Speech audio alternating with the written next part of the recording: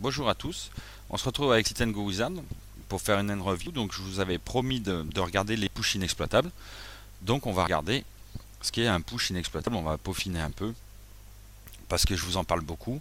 Et pourquoi je vous en parle beaucoup? Parce qu'en fait des fois quand vous demandez est-ce que j'ai bien fait de push ici ma poubelle, euh, parce que justement en low buy-in ils vont coller très loose, et bien souvent il va falloir détecter ces push inexploitables pour pouvoir les répéter. Donc c'est un Sit and Go que j'ai joué dans la semaine. Je suis en small blind, vous voyez, et je push KT off, vous voyez, sur le chip leader en fait. Alors, quel intérêt à push ici? Justement, si j'ouvre l'open end range, vous voyez que quelle que soit sa range de call, en fait, mon push est inexploitable. C'est-à-dire que je gagnerai de l'équité du price pool sur le long terme, en faisant tout le temps le même move. Donc, vous voyez, s'il me colle serré, je volerai les blindes assez souvent. C'est-à-dire que s'il attend d'avoir par exemple 10-10 plus, As-J plus, voilà, je volerai les blindes assez souvent. Et s'il me colle trop loose, je serai devant. Voilà. Donc, c'est des pushes qu'il faut détecter et qu'il ne faut pas se priver, surtout en low buy-in, parce que justement, ils vont avoir bien souvent des ranges de call loose. Bon, pas tous, hein, mais vous allez souvent trouver des pushes inexploitables, vous allez voir, et il ne faut vraiment pas s'en priver. Alors, on retourne sur la table. Ce qui est intéressant avec Sit and Go Wizard, c'est qu'il faut vous amuser justement à trouver avec quelle main ça peut être inexploitable. C'est-à-dire qu'on descend, on essaye caca de suiter, on regarde, c'est un push inexploitable, vous voyez. Bon, bien sûr, plus il va me coller loose ici, plus il y aura de la variance, mais dans la majorité des cas, même tout le temps, je gagnerai l'équité du price pool. Voilà. C'est-à-dire, quelle que soit sa range de call, je gagnerai de l'argent. Alors, on peut regarder maintenant, vous voyez. Donc, Sit and Go Wizard me conseille de pusher Anytool. Alors, si on élargit la range de call, voilà, si on est face à un gambler fini, si je lui mets 100%, voilà, il me dit de push. Sit and Go Wizard me dit de push. Parce que justement, le push est inexploitable avec cette main. On peut essayer.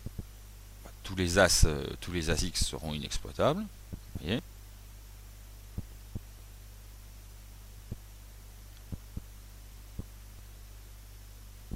As de off, ça sera inexploitable. Vous voyez, parce que je lui ai laissé toujours la range de call à 100%. C'est-à-dire que s'il me dit de push, ça veut dire que le push est inexploitable. Voilà. Donc, j'espère que vous comprenez bien ce qui est le push inexploitable. C'est-à-dire qu'il ne faut vraiment pas s'en priver. Hein. Sit and Go low buy-in, enfin même tous les Sit and Go, c'est des pushs qui sont... Il faut les détecter, il faut les faire. Hein. On peut regarder une autre main. Parce que KT off l'est. Pardon, QT off est inexploitable. Vous voyez?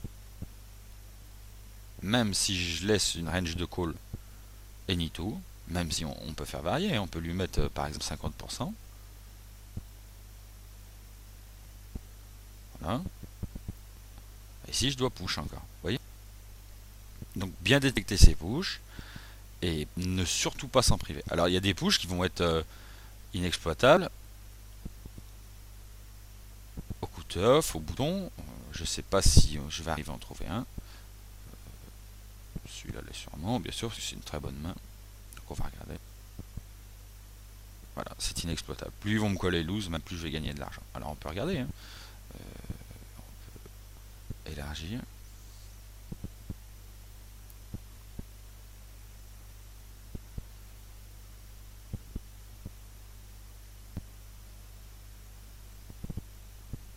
Vous voyez, c'est-à-dire que même si j'ai en face d'une table qui va... Bon, ça n'arrivera jamais. Hein. Les ranges que j'assigne sont complètement fausses. Là. Voilà. Et ici, vous voyez, ça reste inexploitable, bien sûr. Voilà. Plus ils vont coller loose. Bon, après, au cut-off, à hijack, bien sûr, plus vous allez reculer dans votre position, plus il vous faudra une bonne main pour que ce soit inexploitable, vous comprenez? Non. Alors maintenant, on va s'intéresser à l'équilibre de Nash. Alors, on va prendre la table telle qu'elle est là. Et en fait, sur Sit and Go Wizard, vous avez un bouton, c'est une calculette. Ça va vous ouvrir une page Internet Explorer, vous allez voir.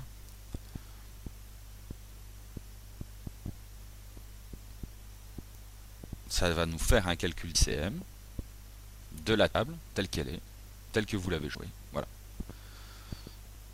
Et l'équilibre de Nash, vous voyez, va nous donner les ranges parfaites pour jouer à l'équilibre en fait. Donc moi, je suis au cut-off. Je dois pusher ici 18,9% de ma range, selon Nash. Alors c'est pareil, selon Nash. Mais tout le monde ne joue pas Nash. C'est-à-dire que si vous allez tomber sur des joueurs en face de vous qui ne vont pas jouer Nash. Donc il faut rester prudent, il faut faire une estimation pondérée entre Nash. Et moi je fais une estimation entre Nash et ce que donnent les ranges de Sit and Go Wizard en fait. Après, si vous avez des rides particuliers, si vous êtes en face d'un très bon joueur, vous pouvez jouer Nash.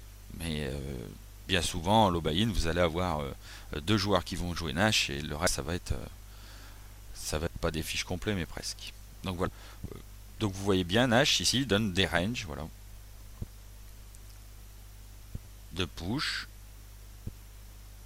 de call, en cas de push bien sûr, et d'overcall. C'est-à-dire que s'il y a un push et un call, avec quoi on peut overcaller ici. Voilà. Votre position. Donc, par exemple, cut-off ici, vous voyez, je devais pousser. Alors, bouton doit pousser. Bon, pareil, s'il n'y a pas eu d'action avant, hein, bouton ici doit pousser 38%. Vous voyez? Et ainsi de suite. Small blind, si c'est pas ouvert, doit pousser 70%. Et la big blind doit coller pour être à l'équilibre à 24%. Voilà. Donc l'équilibre de Nash, vous pouvez le regarder, ça vous donne une idée, mais je vous dis, faites une estimation pondérée de Nash et de Sit and Go Wizard, et puis des joueurs que vous avez à table. C'est vous qui avez le read sur les joueurs que vous avez en face de vous. Donc voilà. Ici, on peut pareil, vous voyez, si on a des gamblers finis, c'est-à-dire qu'on a augmenté les ranges de call, 6-6 théoriquement devrait être inexploitable. Voilà. C'est-à-dire ce que nous donne Sit and Go Wizard normalement. Voilà. Non, c'est pas inexploitable. C'est limite, mais c'est pas inexploitable. C'est-à-dire que si moi je push 10%, je pense que j'aurai que des push inexploitables à 10%. Voilà. Donc j'espère que vous avez compris de bien détecter ces pushs et de ne pas trop vous soucier, enfin prendre une note quand même sur le call, sur les calls en fait. Mais ne vous souciez pas quand vous faites un push inexploitable. Alors après, il y a des moves, il y a un paradoxe, c'est le move inexploitable et le move optimum. Mais regardez, si je me remets à Ska off, alors ici, quelle serait la meilleure solution? Vous allez voir. On va remettre des ranges corrects.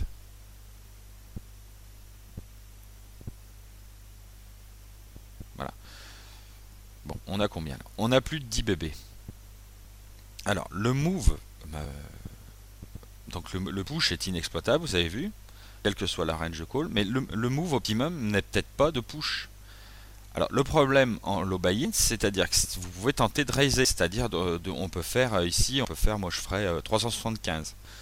Donc 2,5 bb. Pourquoi? Alors parce que ce que je voudrais moi c'est que mon push avec cascade je veux le jouer à fond, c'est-à-dire que je veux être payé. Donc comment faire? On pourrait tenter de raiser pareil, donc à 375, mais le problème en low buy-in, c'est-à-dire qu'ils vont rarement, je veux dire, avoir la notion de restyle. C'est-à-dire que est-ce qu'ils vont repush sur votre raise? Parce que le move optimum ici, c'est faut pas qu'on se fasse call. C'est-à-dire que si on met 375, admettons, et qu'on se fait call par Salami 53, on va aller jouer un flop avec très peu de profondeur. Une fois sur trois, toujours pareil, on va rater. Et comment jouer? C'est-à-dire qu'on sera obligé de push presque, on sera obligé de push any flop, même si on rate. Donc c'est délicat. Sur un joueur qui va souvent restyle, je vous conseille de Ryzen 375, de lui laisser faire son style, de son restyle pardon, et de call. Là, un rest call serait optimum. Voilà, pour le jouer à fond. Voilà. Alors, je vous dis à bientôt pour une autre vidéo avec Sit and Go Wizard. Et je vais essayer de vous enregistrer une session. Je vais jouer 2 ou 3 Sit and Go, essayer de les emmener à la bulle. Et on pourra regarder le jeu à la bulle avec les stack size. En fait, on essayera de jouer avec juste les stack size.